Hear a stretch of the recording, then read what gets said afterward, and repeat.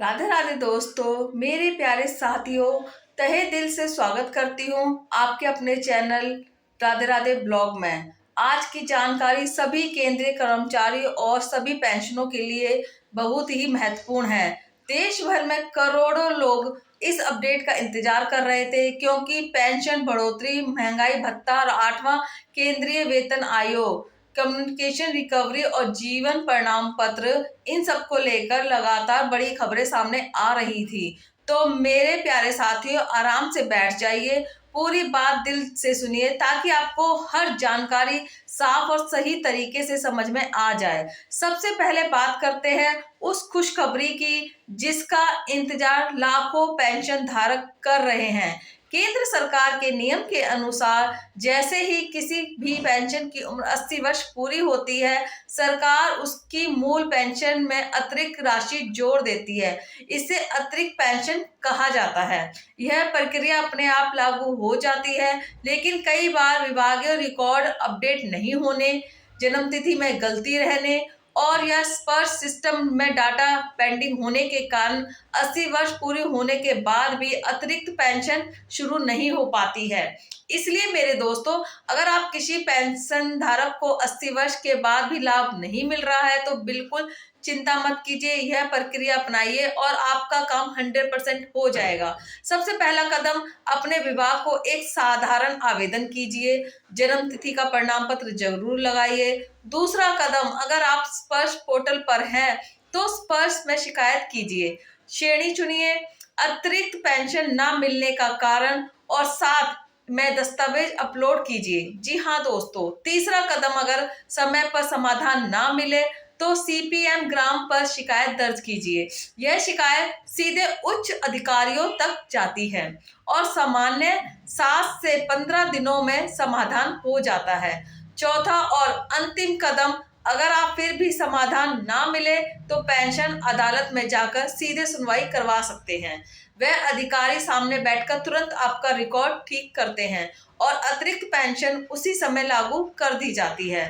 अब बात करते हैं कम्युनिकेशन रिकवरी की। जी हाँ मेरे प्यारे साथियों, सरकारी नियम साफ साफ कहता है कि कम्युनिकेशन रिकवरी केवल 15 वर्षों तक वैध है, लेकिन कई पेंशनों की 15 वर्ष की अवधि पूरी होने के बाद भी काटी जा रही है। यह पूरी तरह गलत है और ऐसे मामलों में विभाग ब्याज सहित पूरी राशि वापस करनी होती है। अगर आपके साथ भी ऐसा हो रहा है तो आप यह प्रक्रिया अपनाइए।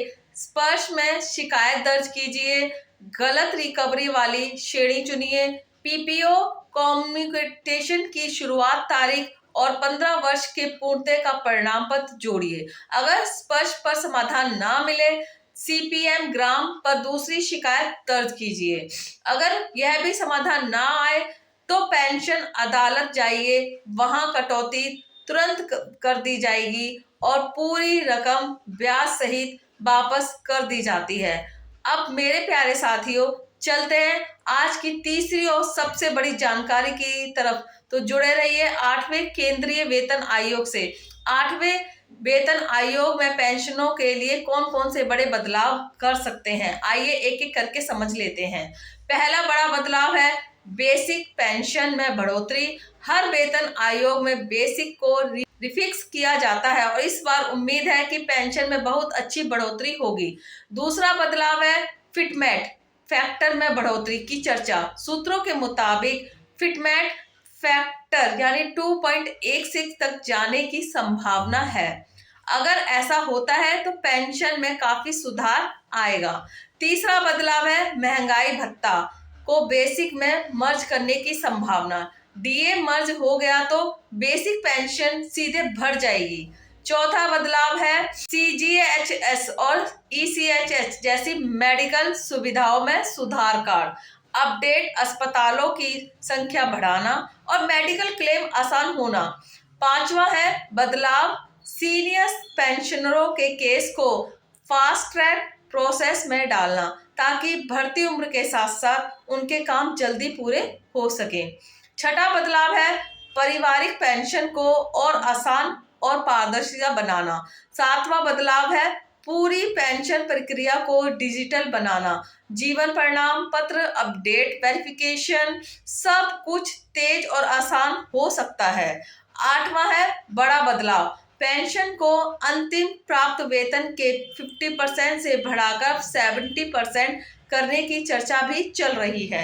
अगर यह लागू हो तो यह पेंशनों के लिए बहुत ऐतिहासिक बदलाव होगा।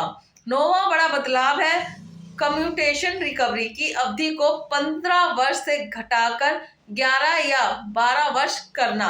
अगर यह लागू हो गया तो पेंशनरों को बहुत बड़ा फायदा मिलेगा। और आज की अंतिम बड़ी सूचना, मेरे प्यारे पेंशनरों, जीवन प्रमाण पत्र जमा करने की अंतिम तारीख बहुत ही पास आ चुकी है। जिन लोगों ने अभी तक अपना जीवन प्रमाण पत्र सबमिट नहीं किया है वह तुरंत जाके जमा कर दे। तारीख बढ़ाई नहीं जाएगी। अगर आपने समय पर जमा नहीं किया तो आपकी पेंशन में रुकावट आ सकती है। मेरे सभी आदरणीय पेंशनरों से मैं हाथ जोड़कर विनती करती हूँ, कृपया जीवन प्रमाण पत्र समय रहते जमा कर दें ताकि आने वाले पूरे वर्ष आपकी पेंशन बिना रुके मिलती रहे।